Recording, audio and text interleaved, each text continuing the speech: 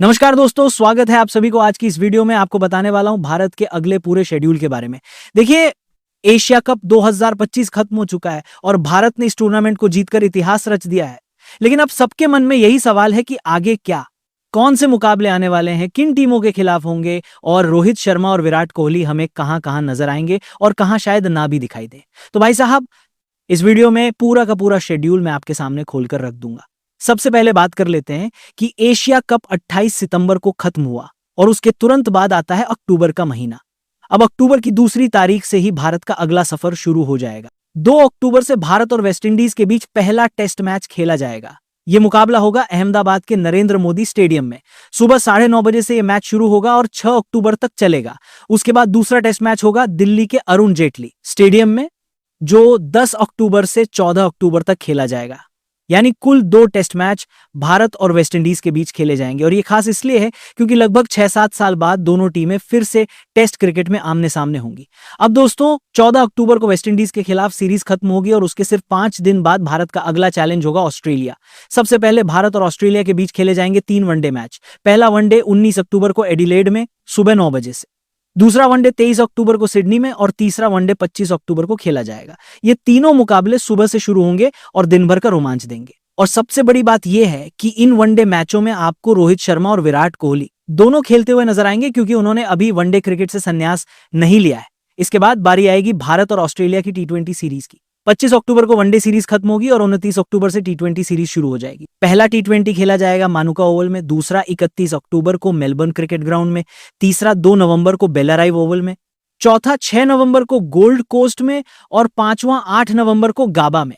ये सभी मुकाबले रात 7 बजे से शुरू होंगे और यहां भी आपको भरपूर रोमांच देखने को मिलेगा। अब दोस्तों, 8 नवंबर को ऑस्ट्रेलिया टूर खत्म होगा और सिर्फ एक हफ्ते बाद 14 नवंबर से भारत का अगला टूर शुरू हो जाएगा।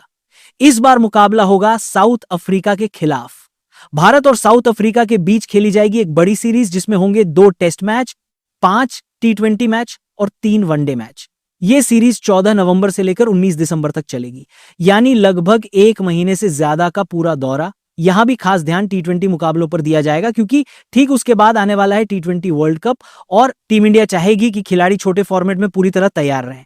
इसके बाद आता है नया साल 2026 और जनवरी के महीने में भारत का सामना होगा न्यूजीलैंड से। 11 जनवरी से लेकर 31 जनवरी तक भारत और न्यूजीलैंड के बीच खेले जाएंगे 5 T20 मैच और 3 वनडे मैच। यह पूरा दौरा लगभग 20 दिनों का होगा और आप इसे स्टार स्पोर्ट्स, DD स्पोर्ट्स और जियो हॉटस्टार पर देख पाएंगे। अब दोस्तों, फरवरी और मार्च का महीना पूरी दुनिया के क्रिकेट फैंस के लिए सबसे खास रहने वाला है, क्योंकि यही समय होगा T20 वर्ल्ड कप का। 2026 का वर्ल्ड कप भारत और श्रीलंका मिलकर होस्ट करेंगे। वर्ल्ड कप खत्म होने के बाद जून का महीना आएगा और उस दौरान भारत का अगला मुकाबला होगा अफगानिस्तान से। इस सीरीज में भारत खेलेगा 1 टेस्ट और 3 T20 मैच। इसके बाद जुलाई में शुरू होगा इंग्लैंड टूर। 1 जुलाई से 19 जुलाई तक भारत और इंग्लैंड के बीच खेले जाएंगे 5 T20 मैच और 3 वनडे मैच।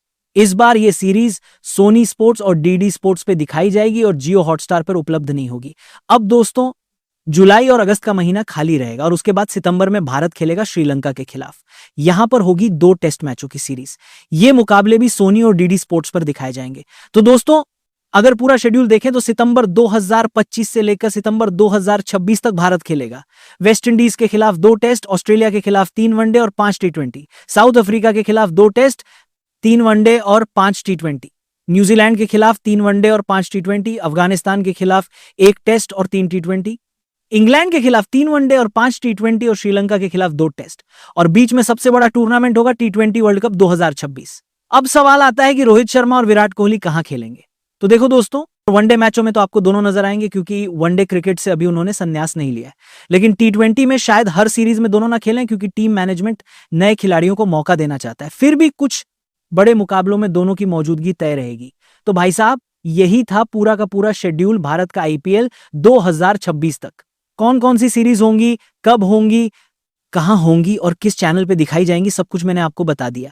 अब आप सोच सकते हो कि आने वाला साल क्रिकेट से कितना ज्यादा भरा रहने वाला है। खिलाड़ियों को आराम करने का वक्त बहुत कम मिलेगा, लेकिन फैंस को मिलेगा लगातार क्रिकेट का मजा। अगर आपको ये पूरा शेड्यूल जानकर अच्छा लगा हो तो वीडियो को लाइक करना, चैनल को सब्सक्राइब करना और कमेंट में बताना कि आपको किस सीरीज का सबसे ज्यादा इंतजार है। जय हिंद, जय भारत।